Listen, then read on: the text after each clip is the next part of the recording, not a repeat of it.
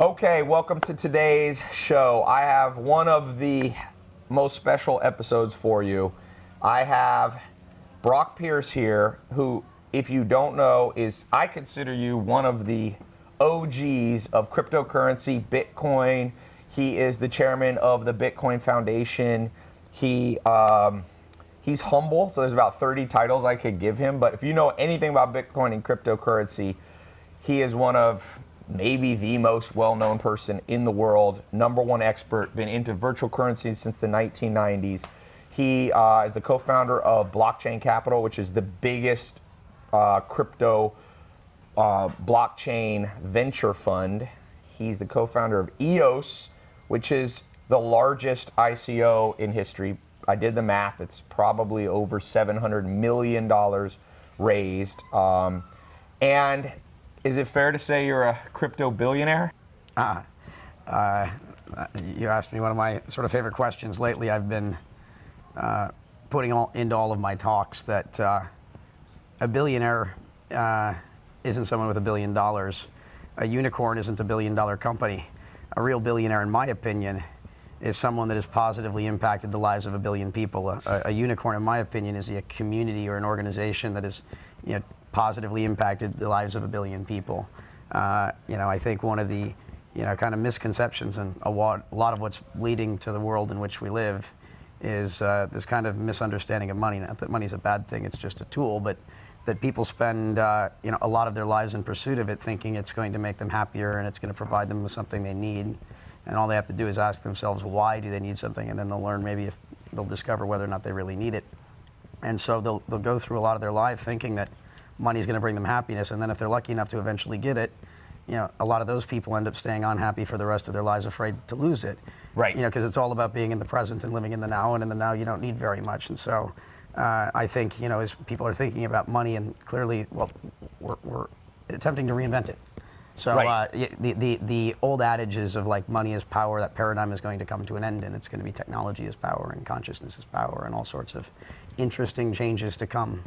So if you're watching, my target audience in this conversation, he's jetting to Colombia. He's speaking at the #1 Bitcoin talk conference at all South America. So I want to get as much, I want to respect your time because you're a super busy guy. I got back into LA this morning. He got in this morning. We were supposed to meet up on Friday, and it was like we might have to helicopter him in and da-da-da. And I was like, all right, let's put it off to today.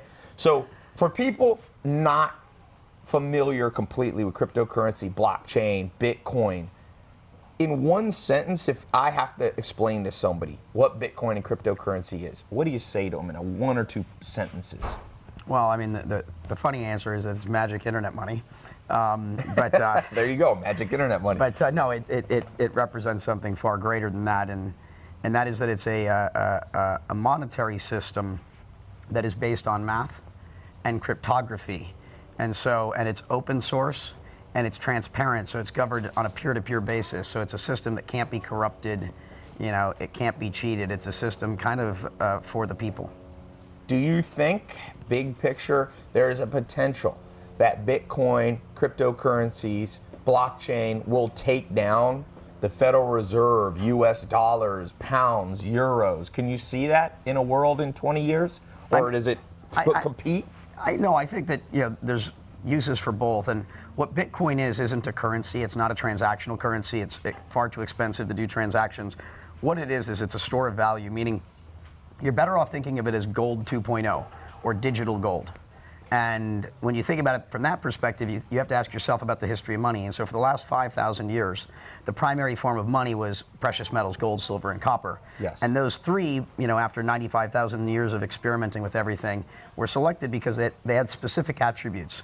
It was sufficiently scarce so that you didn't need a truckload of it to buy a loaf of bread. You can transport it. It had to be malleable. You got to be able to take it apart, put it back together again. It had to be fungible, like diamonds. It has to all be the same. It can't, like diamonds. Non-spoilable. You wouldn't want to put it in a safe, go get it in a year, and it's rotten. Right. So these precious metals have very specific attributes. Bitcoin possesses all of those attributes, except for it's a lot better at all of them. And the other big difference is gold is physical. Bitcoin is intangible, and the intangibility is a positive trait because you can send it from anywhere in the world instantaneously, and it's just, gold actually, it's easier to club you and take it off you. Yeah, PayPal, Western Union may be a thing of the past. So It's more gold, I think. you think gold. Now, that's gold, really what it's about number right one now. question that we have, I asked just some beginners on the drive over here. Is Bitcoin a bubble? I know you're probably sick of being asked this. Everybody's been saying it's a bubble. You see big bankers saying this. The more they say it, China's banned ICOs, Russia's banned cryptocurrencies, the more it's going up right now. What's your answer to that? Is this a bubble? Yeah, of course it's a bubble, but what are bubbles?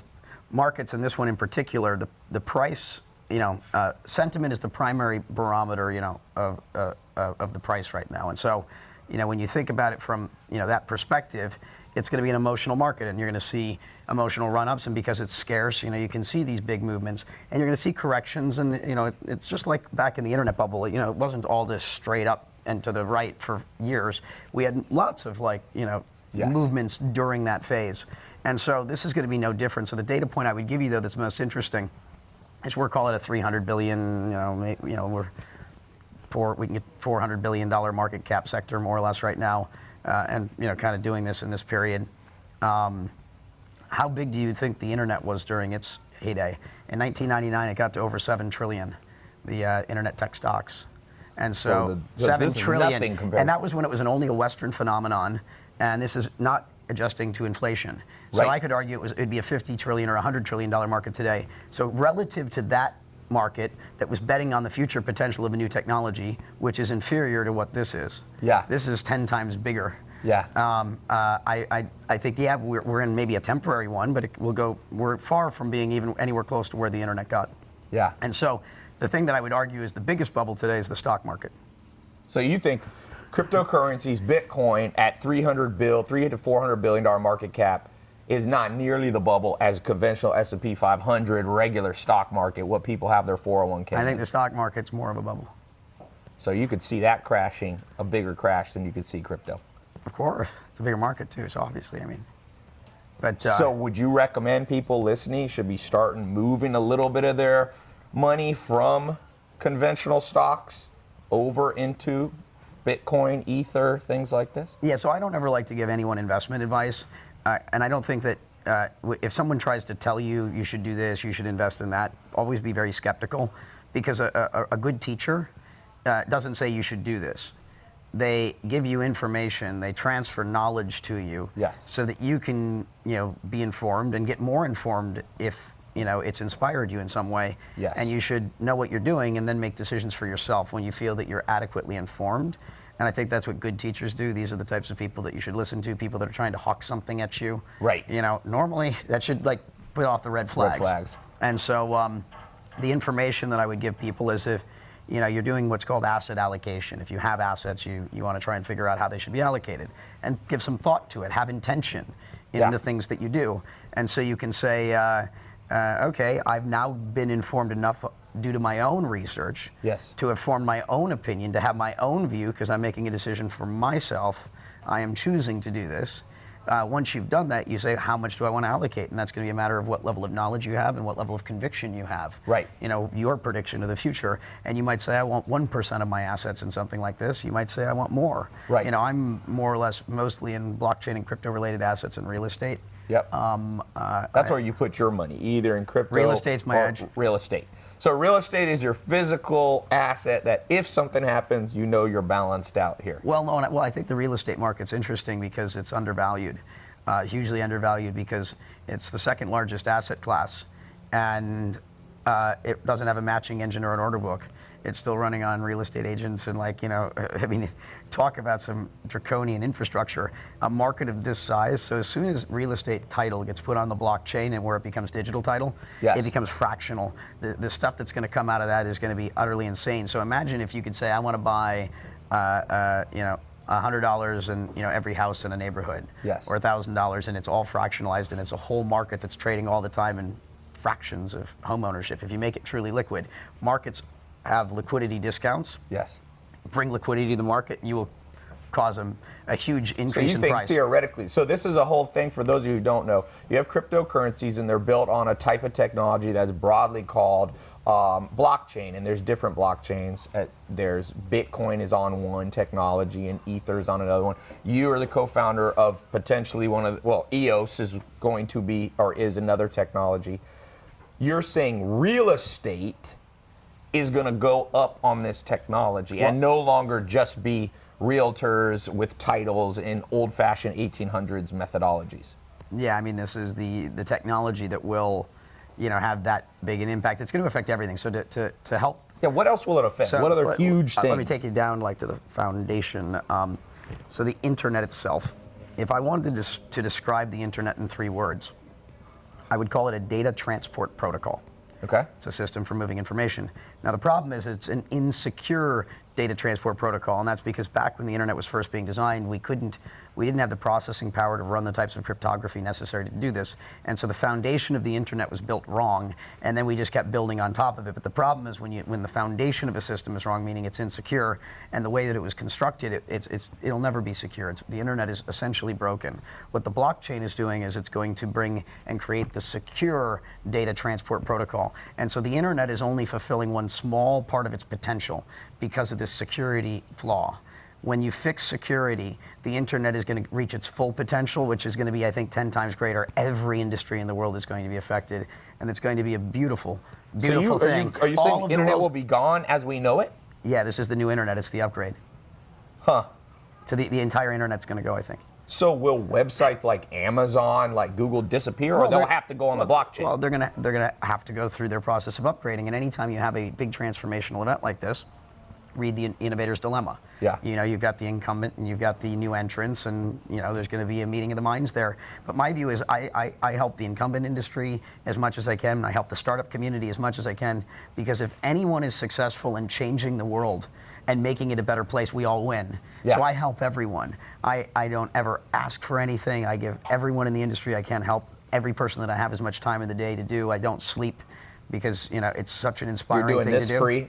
Thank you for that. I believe we have an incredible opportunity here to make the world a better place. Yeah. And back to that being a billionaire, this is the opportunity to be a real billionaire. And when you start to understand what's going to happen in the world, you eventually wake up and you go, wow, what I'm working on right now isn't going to matter in a little while. And then people, all of a sudden, I'm watching it happen in droves all over the world. Once they come to this realization, it's like they can't get up and live the life that they had anymore because it's no longer inspiring. Yeah. Because they realize that whole system's going to change, and now all of a sudden they're like, okay, I've got to go really rethink everything I'm doing. And it may stay in that same industry using those same skills they have, Yes. but be the one to do it. And that can be at the incumbents level, that can be at the startup level. When he says incumbents, we're talking corporations, Yeah, the big large companies. companies. Yeah, and the big companies are going to also drive a lot of progress too. So these big banks, should they be scared? I mean, some of these banks are hiring huge groups of crypto, Bitcoin, blockchain people to come in and consult with them, whether they be funds, whether they be banks. Do you think they should be scared? I think they're doing the right thing. I mean, the analogy I like to use is we used to make our phone calls over twisted copper wires. Yes. And one day it switched to voice over IP, and everyone said, hey, this is going to be the end of the telcos. And No, the telecom industry became the biggest beneficiary of the technology, massively cutting their costs in their middle and the back offices. And the banks are going to do the same thing. They're smart. Yeah. They can benefit greatly from this technology. And when I was asked by banks early on in the space, because I did a lot of introducing the ideas to them, they'd ask me, is this going to be good or bad for my business? Yes. I said, it's going to be both. Yeah. It's going to be balanced. You're going to have, some portions of your business are going to be negatively impacted, maybe even go away. Some portions of your business will get better. And it's innovate or die. I mean, you can't stop change. You can't stop innovation. Yeah. We are living in exponential times. Yes. So you have to get with the program, and that is, you have to keep evolving.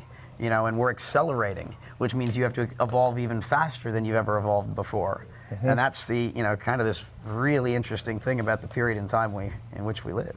There's this Japanese concept of Kaizen, which is to continually improve. Right. Approach every situation and don't just get the job done. Do it as well as you can, and always strive to do it even better. Continual improvement. And if you start applying this to everything you do in your life, everything you do will become exceptional. and you will be growing and evolving at a pace that you've never imagined. Yeah. You know, when you stop trying to live in a life of mediocrity. I mean, when we came out of World War II, because we won, because you have that pyramid of good, fast, cheap. And we won the war by being fast and cheap, because we were able to mass produce, and that won the war. But post the war, we kept just doing fast and cheap. And we've basically started to build, we live in a world of mediocrity, where people are not making things incredibly well. We don't need to be fast anymore. We can be, good and, where we can be good and fast, but it won't be cheap. I mean, we can make it good. It should always the Japanese rose up. It should always be good. And there's this other Japanese concept of ikigai, which is when you figure out what you love, what you're passionate about, what you're good at, where you got the skills. I'm never going to be the NBA player, figure out what you're actually good at too. And then figure out, what the world needs. In the center of that is what you're good at, the ikigai, what the world needs, and what you love. Yeah. And in the center of that is what you'll find is your ikigai. That's your purpose. And what's your ikigai? We've got multiple. I call them superpowers as well. And so the superpower that I'm using most right now is I know how to take complex ideas and distill them down into words that are generally easy for people to understand. I make my objective being able to teach a child. Yeah. And if you can do that, you've started to hopefully master a skill. And as the Japanese do, it's about mastery. It's an ikigai is how you get to this point.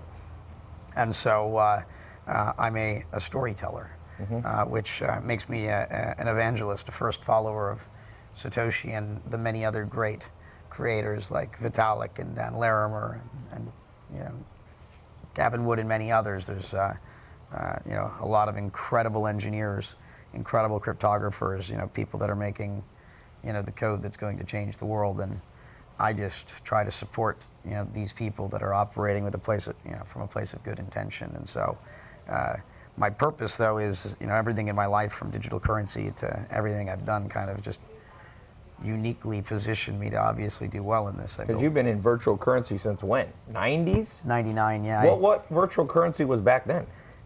It was gaming. So I was a teenager, and I was a kind of a pro-ish gamer. I mean, he was also, a lot of you will remember him from Mighty Ducks. So he's also a child actor. We didn't put that in the, just a lot of people know that. Yeah, oh good, it doesn't. I'm still. I'm still an actor. I just don't do scripted things anymore. That's right. You're the modern reality actor. The world is but a stage. Yeah. You don't stop performing once you become a performer. You don't stop using your superpowers. Once you've developed them, they become part of. Well, now you're using it for more powerful purpose. They become part of your toolkit of things. I mean, you just keep learning, and you just Kaizen everything, and you just keep showing up and give everything your best. So yeah, the gaming stuff. 99 is collectible card games online, and so I was becoming the main trader, and I called it and then seller, and I called the game company. I'm like, I'd like to buy your virtual packs of cards. Think Pokemon or Magic the Gathering, and I said like comic book shops do or baseball card stores. And I said that's what they do in the analog world. They're like, oh yeah, that makes sense. And so I did that first deal, and a small game that never got more than 5,000 users. But then I came back when the first MMORPGs were emerging, Ultima Online and EverQuest. And then I built the whole sort of market for that, and I built up, to buy and sell the digital currencies in games like World of Warcraft and Second Life, and I became the primary market maker for the world's digital economies or virtual economies, and I built up a supply chain of 400,000 people in China in my early 20s that were playing games professionally to mine digital currency. I did tens of billions of dollars of business, lived all over the world. Hong Kong, Shanghai, Beijing, Seoul. We met probably 10 years ago through a mutual friend who was in Tiger 21, which is an investment group that you were in. And we went to dinner, and then we reconnected almost a decade later. When did you start with cryptocurrencies as we know it, the Bitcoins? So I got familiar, not as well probably as I should have, very early on. But it wasn't until 2012 where, because when I was first approached and asked what my opinion was, I was like, Bitcoin, this or something like it is the future. I just don't know if the future is now or 25 years from now. Right. Market timing is something that I try to be, aware of, because that's kind of the main thing you got to get right. Yeah. It's not hard to see the future. Getting the timing right is the hardest part. And so I got in full time in 2012. That's when I said, hey, the future's now. Yeah. And I'm good time to done get a lot, it. done a lot of Let me things ask you a practical question, because Zach is here. His uncle was given about $1,000 worth of Bitcoin, I don't know, a couple years ago. It's probably worth 500 grand, and he cannot access it because he can't remember how to get to it. What do people know? This is a lesson on security, remembering your hash, or 10 words. This is why you have backups. Yes, you need to write these things down. How do you think a beginner, what do they need to know? Well, in this specific case, does he know what wallet he had? Probably. We will find out. Yeah, but let's start. It's an investigation. What does he remember? Was he using a blockchain.info wallet? Did he have a Coinbase account? Try to figure out what that is. Go through his emails, see if there's any I think we calculated it's worth 500 grand. Any account registered to that email address, and with a little bit of research, you may find that the answer is there. Well, let's talk preemptively for someone who doesn't want this to happen to them. How do you? What's the basics of storing everything? Yeah. So when you set up, it's security is having two-factor authentication. Make sure that you've enabled that. Use a Google two-factor authenticator. Use the Google app. That's the better than SMS or anything like that. Definitely don't use SMS. SMS is not secure for anything. Never use SMS again. Google Authenticator is the easiest. It's an app you download, and it changes and gives you new codes all the time. So make sure you got to get the basics of security right. In the new world, security is important because we now have secure systems, but it does require learning a new skill. And it was like learning to use email for the first time. It's just a new skill, and it's going to serve you well. So put a little time into it because it's important. And so, get the two-factor authentication stuff figured out. Do not use SMS. And then when you open up a wallet, it normally has a passphrase, something of that nature, or you're going to get the two-factor auth, QR codes, or whatever it might be. Make sure you get those numbers and things. Store it down on a piece of paper. Would you do it on a piece of paper? Put it on a piece of paper. Put it in a safe. In a safe in your house. Yeah, you don't want to save it as a photo or a screen capture, because if someone hacks into your photos, you don't want those things. What about something like LastPass? Not for something like this. I mean, I wouldn't use your private keys there unless it's a small account for convenience. If it's an inconsequential amount of money to you, then take what piece of paper.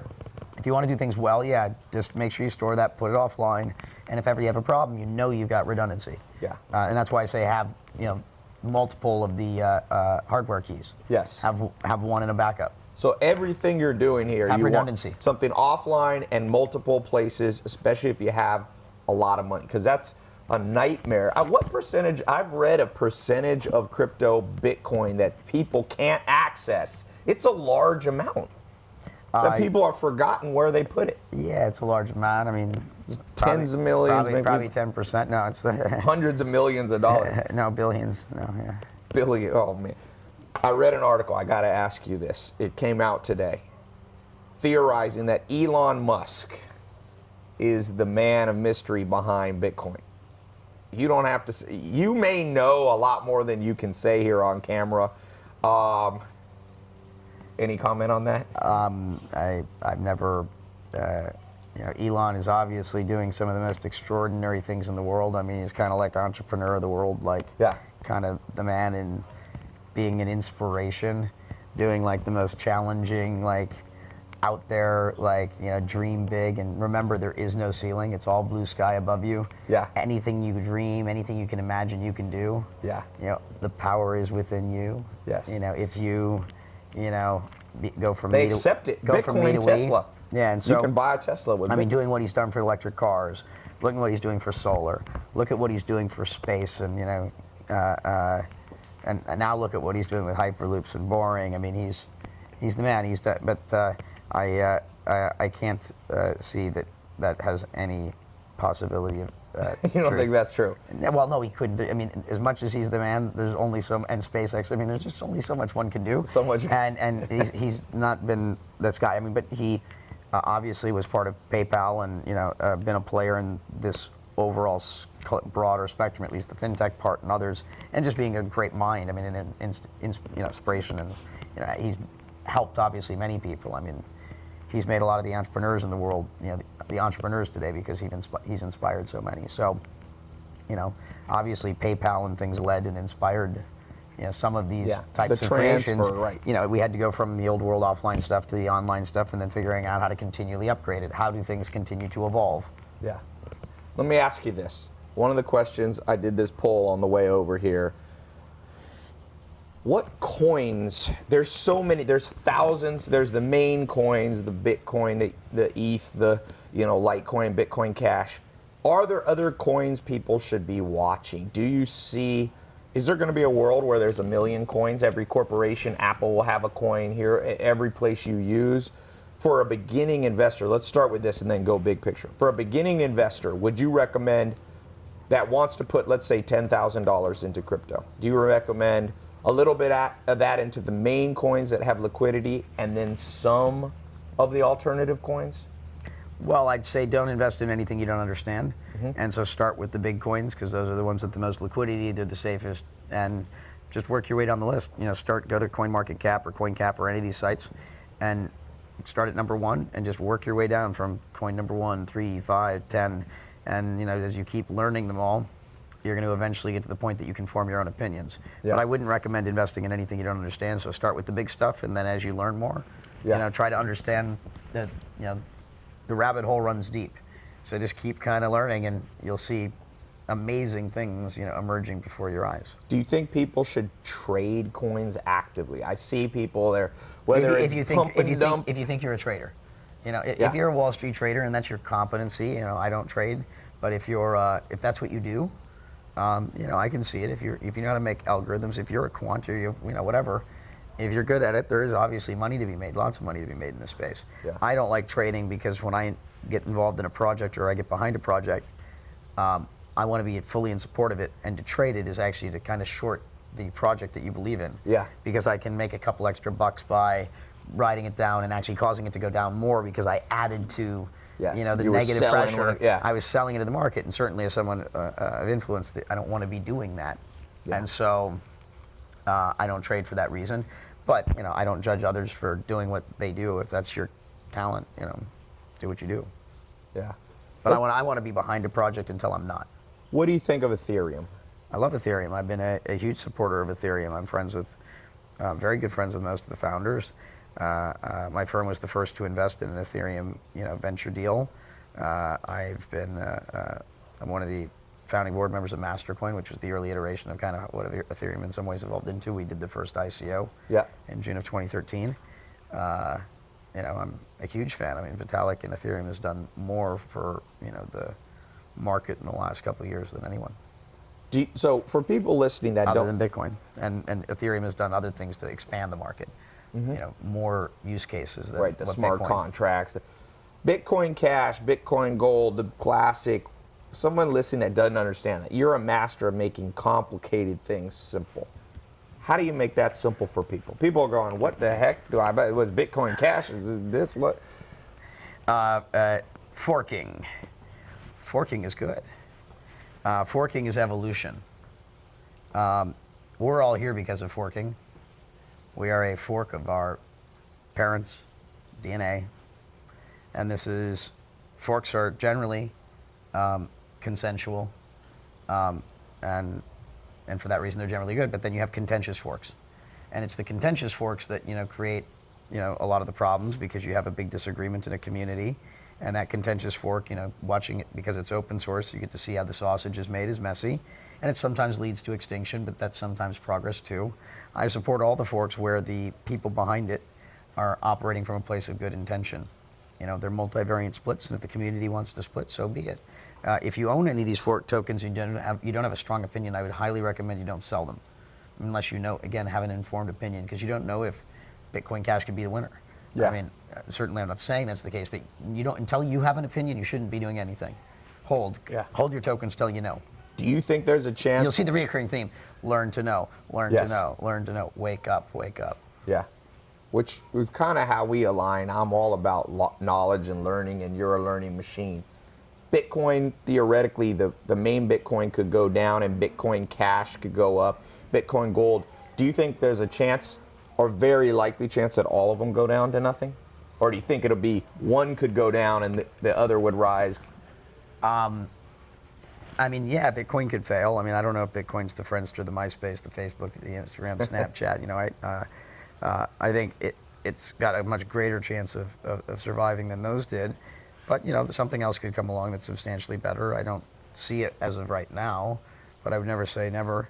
It'll be a binary outcome. You know, Bitcoin will go to $1 million if it succeeds, and if it fails, yeah, it's going to go down. It'll take a very, very long time. You think it's conceivable Bitcoin goes to $1 million? Yeah, I mean, if it is used enough. So let's talk, are people using Bitcoin? Like I said, Tesla is used. It's being used in countries used in as a store of Africa. value. It's being used in Africa, some cryptocurrencies. For like wire transfers and a store of value. And places like Zimbabwe, and Venezuela. Speculation, yeah. Places where you've got currency control. Keep in mind, there's 3 billion people on the planet that have no financial services, another 2+ billion people on the planet with limited access to financial services. Yeah. One aspect, and it's almost a small aspect, of what this technology is doing is it's going to democratize the global financial system in a way where every human being on the planet is going to have equal access. And the least fortunate billions of people on the planet are going to be the biggest beneficiaries. Yeah. You know, get involved and you will be a billionaire by my definition. Yeah. Because that's the type of impact we're going to have. Yeah. I mean, and if that's not a reason to make you want to get up in the morning, you know, I mean, come on. So you're saying that this is the sort of stuff that you want to find joy in your life. Go and when you get all these things right and you find a way to give your gift and contribute to something beautiful, I promise you the money and everything in life that you need and want will most likely come to you. Yeah. So these unbanked people, there are people in third world countries, there's people in the US. My dad was unbanked. My dad's from Harlem, never had a bank account in his life or a credit card. He didn't trust the system. He kept money in his wallet. I took him to a trip to Puerto Rico once and he lost his sock that had $3,000 in it, which is a problem with being unbanked, you know, that you can get robbed, you can have this happen to you. So you're saying this thing that we call cryptocurrency, Bitcoin blockchain, theoretically is going to take these 3 billion people who, did you know right now the top 10 men in the world have more money, if they add their net worth together, than the bottom 3.5 billion people in the world? You think crypto blockchain has the potential to change that? Yeah, I mean, this is one area where it's one of my only disappointments with Bitcoin is there's still a lot of concentration, you know, in this. If Bitcoin were to become that big thing, I mean, yeah, I'd be one of the big guys in that world, but that's the only thing that disappoints me. I really want to build a system that's fairer to everyone. Yeah. But, you know, I think that Bitcoin is still a big improvement over what we have. And, you know, the world can, you know, change in increments. You don't have to go from A to Z, and it normally doesn't. Things normally happen in more of a hybrid type of things, you know. Yeah. Evolution goes through Goes phases, yeah, as you continually upgrade, leveling up. I'd like to think of life as kind of like a video game. People ask me, is it too late to get in? Bitcoin shot to 11,000. Not too long ago, it was at 4,000. And people go, is it too late? Oh, it's, if anything, you're too early. Really? I wouldn't say you're too late. It's called, don't get fear of missing out syndrome. Don't feel the need to just dive in. Yeah. Make sure you know what you're doing. Yeah. Don't rush in. And what I always tell people is, like when I'm giving talks these days, I'm like, hey, if you want to pitch me, don't walk up to me and just pitch me your deal. Don't just walk up to me and like treat me like a street salesman trying to hawk me a watch, hawk a watch. You know, that's not like how you, or tell me you can make me a bunch of money. That's not how, I want to transact. Right. Establish a human connection. So, I think of the world as a game, and I'm the game master of my game, and I can give you like the first tip on like kind of how to get through level one. Level one is don't start out as the first thing you do, pitch me. Don't, just walk up and be rude and interrupt someone else that's in the middle of something talking because you want immediate attention.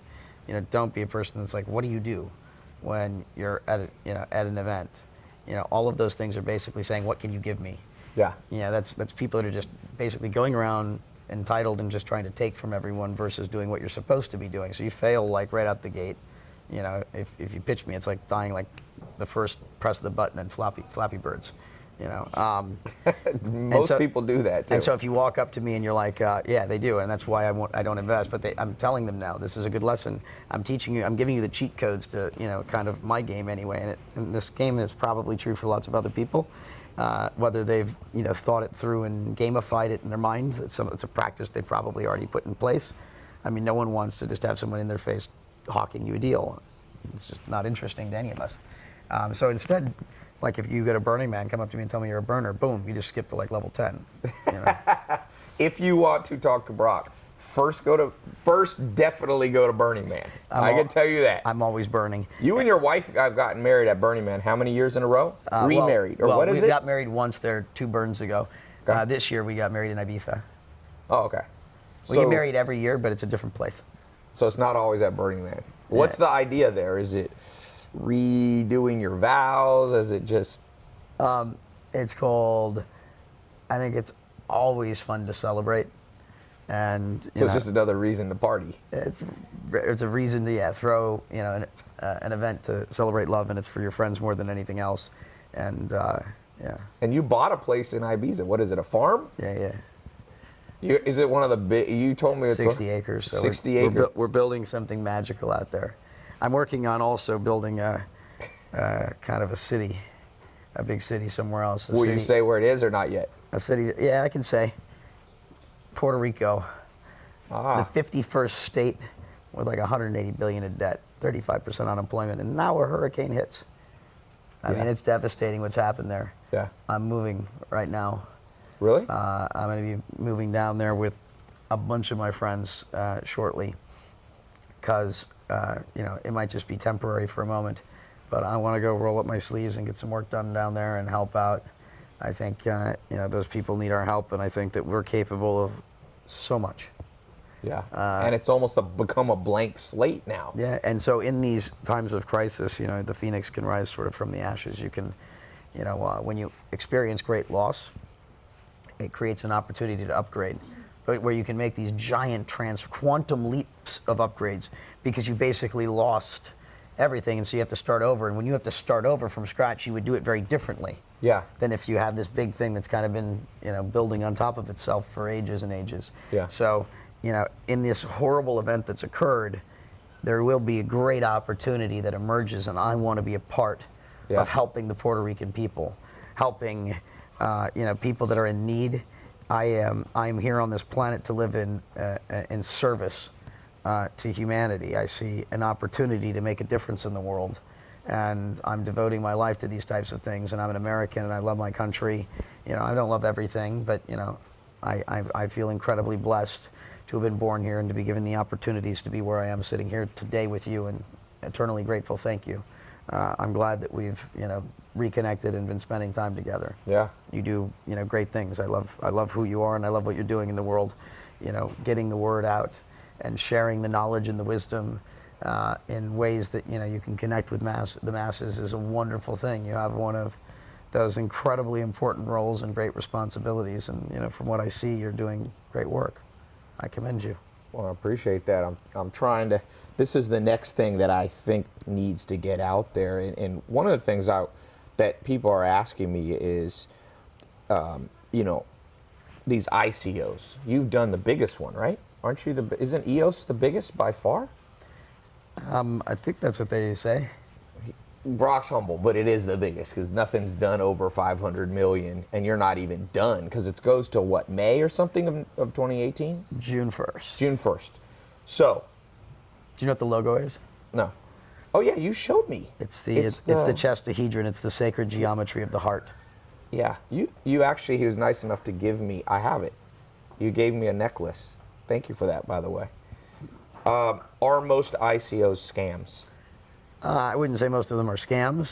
There are a lot of scams. Anytime you get this big of an asymmetry of information where the difference between the people that have the knowledge and those that don't is so great, every cockroach and kind of scumbag comes out there, which is why I keep telling you, don't invest in things you don't understand. Yeah.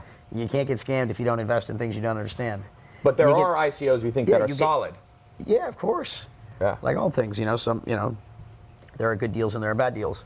And you need to do your research, and that's why don't invest in things you don't understand. You can't get scammed if you know what you're doing. Yeah. So make sure you learn to know. Yeah. Knowledge first.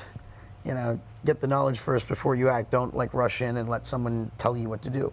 What about entrepreneurs Think for that yourself. Take responsibility for your life. What about entrepreneurs that want to raise capital? I think it's fantastic. You think an ICO could be for them? So the ICO is basically, on Ethereum, the ICO is essentially replacing most of venture capital. Yes. It's bigger than, what's the number? We're crushing it. We're over 3 billion. I mean, we're doing like 4 or 5 times what the early stage venture is right now. I mean, this is going to crush it all. It's going to crush it. The world's changing. So if somebody, and there's an opportunity to get involved. You know, if you're interested in, you know, building the city of the future, you know, get to Puerto Rico and some, you know, but I mean, be a master and be ready to like roll up your sleeves and build. We're gonna. I might come down. I'm Puerto Rican. We'll roll up our sleeves. Yeah. You know, we're burners. We're guys that can build cities. Yeah. In the middle of desert.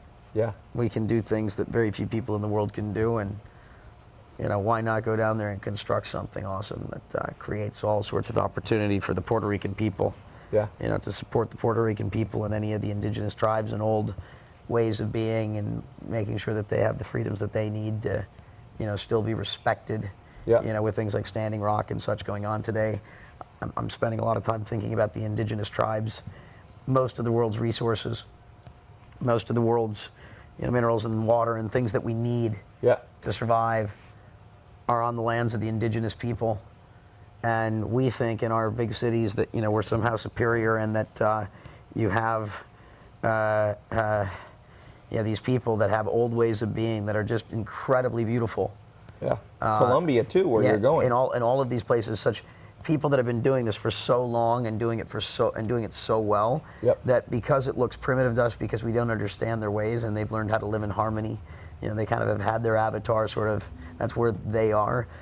We're not necessarily the advanced ones. For somebody who wants to do an ICO and they're educated themselves, do you think, number one, that this is a viable replacement of raising capital going up to Silicon Valley?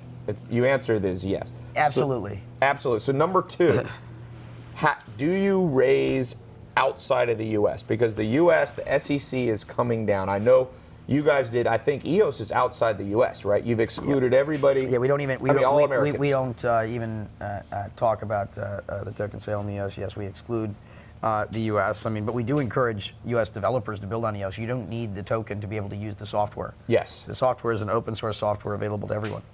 So we encourage people. Do you recommend most people do that, raise outside of the U.S. if you're doing it? I mean, I love my country, but our regulations are the most complex, and the risks of making a mistake are really high. Yes. And so, I did it with the BCAP deal, but I generally don't recommend it, because the U.S. is where most of your risk comes from, but only a small amount of your capital. Are you willing to leave some money on the table, you know, to sleep better at night? Yeah. And it's not that you would do anything wrong. I think most of the well-intended ICOs are doing this to the best of their abilities, and they're being as thoughtful as they can be, but the risks are high. Yeah. So it's, you know, you have to make that decision for yourself. I encourage people to do the U.S. if, you know, they are doing it correctly and they're properly legally advised. But, you know, if you're doing the U.S., really know what you're doing. Yeah. The risks of getting it wrong are, you know, severe. Yeah. It's no joke. Yeah, the SEC the is orange, not. I know the orange is the new black and all. I know I wouldn't look good in that color, and I don't do anything bad. I look at everything I do, and I try to also look at it in the future with the benefit of hindsight. If things go certain ways where, even though I didn't do anything wrong, it could eventually look bad because some sort of set. I try to think through all of the possibilities. Yeah. Because, you know, I just don't ever want to do something that could be perceived as bad, and it's hard. Would you do it as a utility token? Versus, because you have to securitize it. So in general, do you think people should be trying to do utility tokens? I mean, it depends on your token. Each token sale is different, each market is different, and you have to look at each deal on, you know, it's kind of individual basis. Yes. And so you have to ask yourself, this is community building. In designing your token, are your users, is your community better suited, you know, if it's a security token or a utility token? Yeah. And always do what's best for your users. Always do what's best for your community. I like to call the ICO the initial community offering. Okay. Not just the initial coin. Yeah. So you think in general there's a little bit too much greed right now? Yeah, but this is what happens when you get in these emotional cycles. And that's you why need that greed though to get people in. Yeah, it's driving growth. I mean, these are the cycles of things. You know, This is how it goes. Yeah.